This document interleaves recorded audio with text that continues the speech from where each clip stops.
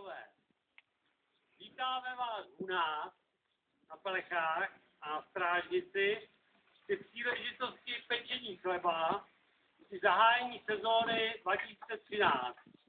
A při té příležitosti chceme dneska naplnit poslání chodské strážnice a tak z dnešního dne vlastně zakládáme ve strážnici jednotku strážců tradic, ale i hranic, když to bude ruční. Tak. A vítám taky zvlášť pana faráře Zdráková a historický prapor chodů ze stráži z Dražidova. Jsme rádi, že strážci praporu se uvolili naši slavnost podpořit, neboť právě tento prapor, který přežil útlak nacistů i komunistů, je dokladem toho, že tradice i víra chodů přežila i těžké doby a je třeba i nadále podporovat, i přežit a nyní ve svobodné zemi rozvíjet.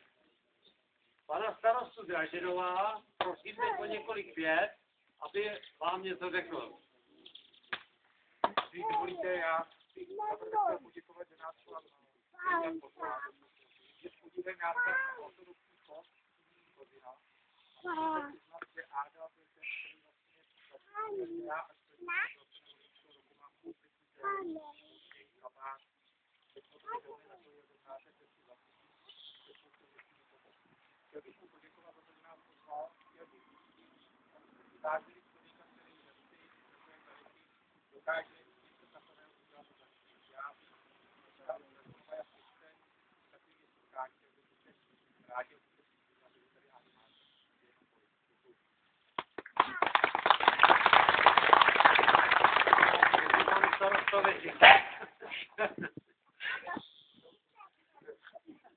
A dále, abych vysvětlil poslání naší jednotky, kterou tady vidíte, zatím takhle malý počtu, nicméně je to počátek větší, tamhle ten taky k nám patří.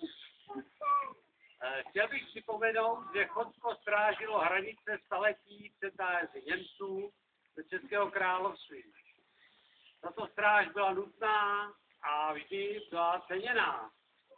Zdálo by se, ale že v dnešních dnech již není žádná stráž nutná.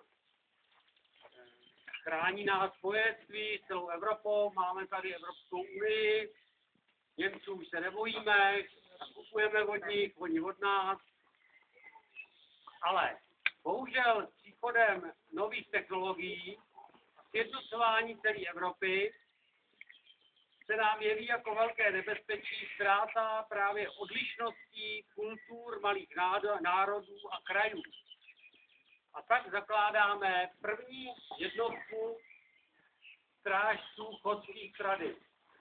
Chodsko jako spolek 11 chodských vesnic tvořilo a jak doufáme, bude dále tvořit oblast, kde staré zvyky, tradice, ale i řeč a nářečí, kulačina, kterou jsme měli všichni tak rádi a která mizí, se nebudou ukládat jen v počítačích a ve skříních muzeí, ale budou i v lidech a jejich reálných životech a nejen ve virtuálním světě.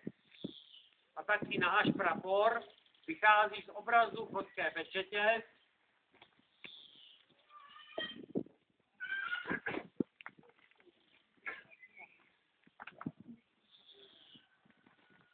kde čakan a 11 hvězd připomíná spojenství chodů, znamená, těch 11 chodských vesnic, který se k tomu vždycky hlásili.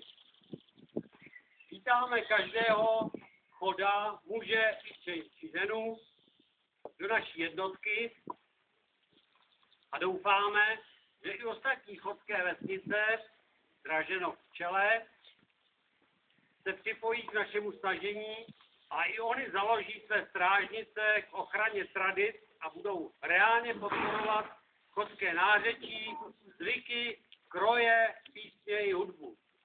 Doufáme, že naše snažení bude úspěšné a Bohu milé.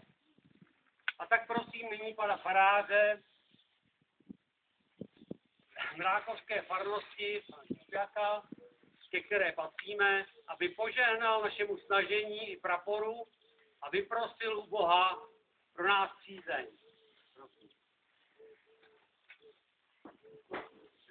Jste i Syna i Ducha Svatého. Amen. Milost naszego Pana Jezusa Chrysta, ať je s wami se všemi. Čtení z listu svatého apostola Pavla Filipanům. Bratři, jestliže je u vás trochu křesťanské znáte, trochu láskyplného povzbuzení, jaké duchovní společenství a trochu srdečné účastí, dověřte mou radost tím, že budete stejně smyšlet, že vás bude spojit jedna láska, že budete sporní a jednomyslní. Nic nedělejte charakterivosti nebo touhy po prázdné slavě, ale z pokory, ať každý z vás pokládá druhého za lepšího, než je sám. Nikdo z vás ať nehledí jenom na vlastní prospěch, ale i na prospěch druhých. Slyšeli jsme slovo Boží. Mnozí asi všichni máme rádi nějaká znamení, symboly, s nimi obklopení. Některá znamení, některé symboly jednodušují nám náš život, pomáhají nám v komunikaci. A prapor, který dnes chceme požehnat, je také znamení.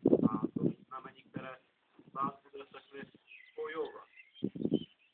Osobně si myslím, že je dobré, když se lidé dají dohromady a snaží se udělat něco hezkého. Není jenom pro sebe, ale také pro druhého. Je to také služba nám všem.